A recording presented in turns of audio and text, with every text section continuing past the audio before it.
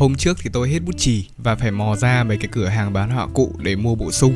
Bút chì thì có rất nhiều, nghe người bán bảo là có mấy cây bút mới về, mua dùng thử xem sao. Tôi thì cắn răng bỏ ra 30k để mua về dùng thử. Sau đó thì tôi cũng thắc mắc là không biết rằng là có cây bút chì nào đắt nhất trên thế giới không và với số tiền là bao nhiêu. Như các ông đã biết thì bút chì là một đồ dùng để viết hoặc là để vẽ và sử dụng trên các chất liệu như là giấy, gỗ và tất cả những cái chất liệu khác nếu mà vẽ được. Thường là sẽ còn lõi bằng chì than và vỏ bằng gỗ. Nếu mà ai chưa biết thì cây bút chì được phát minh từ một nhà khoa học có tên là Nicolas Conte, phát minh vào năm 1795. Qua rất là nhiều năm tháng thì bút chì có rất là nhiều những cái mẫu mã, kiểu dáng để phục vụ cho mục đích sử dụng của rất là nhiều người và đặc biệt là dân vẽ. Sau đây là top những cái cây bút chì có giá từ thấp tới cao mà tôi tìm hiểu được. Đầu tiên là cây bút chì Evolution 650. Đây là cái bút chì rẻ nhất mà tôi từng biết tới mà nó có thể sử dụng được. Là một trong số những cây bút chì mà có một cái độ dẻo từ gỗ cho đến chì luôn. Thề, ông nào phải cầm hoặc là dùng dao gọt thử cơ mới có thể cảm nhận được cái độ dẻo của nó. Bút chì này ở Việt Nam thì thường được bọn trẻ con hay dùng để tập vẽ. Dân khắc bút chì thì cũng rất là hay dùng để tạo ra các sản phẩm điêu khắc trên bút. Dân vẽ tượng thì dùng để vẽ những cái khu vực sáng của tượng. Bởi vì bút chì này nó rất nhạt hơn rất nhiều so với cả những cái cây bút chì khác cùng số B. Về giá thành thì rất là rẻ, như tôi tìm hiểu được thì nó rơi vào khoảng 2.000 đến 5.000 một cái, tùy chỗ bán. Bút chì Daily. Do hãng này có rất là nhiều loại nên tôi chỉ đưa vào đây một cây bút mà thậm chí là tôi cũng chả biết được tên chính xác của nó là gì. Chỉ biết là nó hãng Daily thôi, giá trung bình khoảng 7k. Cảm nhận riêng của tôi sau khi mà dùng thử thì eo ơi, thề, chán lắm. Bút chì KOH, đây là cây bút chì quốc dân tại Việt Nam rồi. Nhiều ông tưởng rằng Việt Nam phát minh ra, nhưng mà không, nó được xuất xứ từ Tiệp Khắc. Rồi, hiểu lý do tại sao nó có tên là bút chì Tiệp chưa?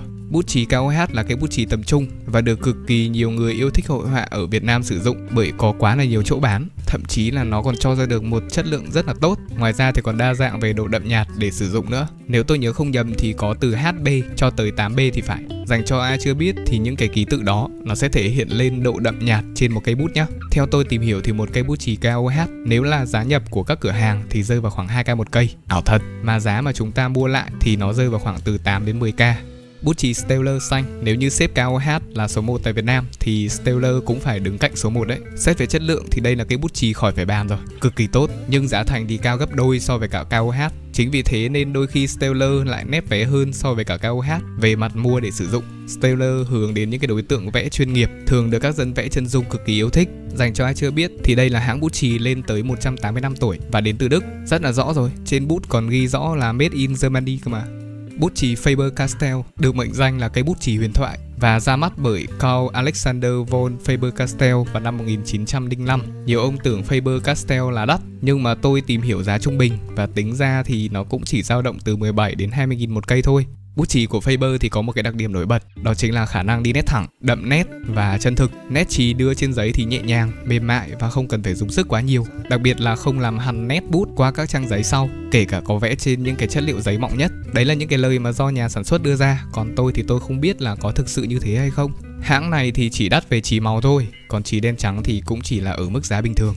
Bút chì phiên bản miền Nam của Draper James. Đây là cái bút chì mà tôi thấy là ở bên nước ngoài mới hay sử dụng, không giống như bút chì tại Việt Nam. Hộp của cây bút chì này chỉ có 6 chiếc. Một cây bút chì có giá là 2,33 đô, tương đương với khoảng gần 60.000 tiền Việt Nam. Trên mỗi cây bút chì thì có những cái dòng chữ với những cái lời hay ý đẹp như là "Oh my star" hay là "Thank you ma'am". Tôi mà có tiền thì cũng chẳng dám dùng đến những cái loại bút chì như thế này.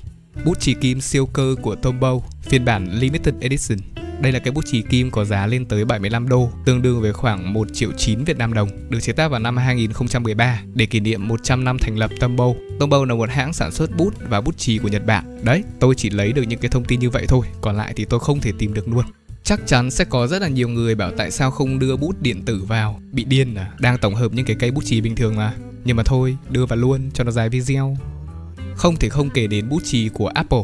Đây là cây bút chì đi liền với các sản phẩm như máy tính bảng. Nói là đi liền, nhưng mà nếu mà ông nào dùng thì phải mua lẻ bên ngoài. Giá lên tới khoảng 100 đô cho một chiếc, tương đương với khoảng hơn 2 triệu Việt Nam đồng. Bút chì AELS, tôi thấy đây là một cái bút chì bình thường, nhưng mà tại sao nó lại có giá lên tới 4.664.000? Tại sao mà đắt như vậy? Thực chất con số 4 triệu hơn, đấy chính là lệ phí của kỳ thi IELTS mà thôi. Chắc chắn là các ông không thể tìm mua được cái bút chì này ở các hiệu sách cũng như là các cửa hàng bán họa cụ đâu, bởi bút chì này sẽ được ban tổ chức cung cấp cho các thí sinh làm dụng cụ để hoàn thiện kỳ thi. Ai muốn sở hữu cây bút chì này thì đăng ký đi thi thôi. Còn ông nào muốn có một cái mức giá rẻ hơn thì tìm đến cái chỗ in chữ lên bút chì ấy.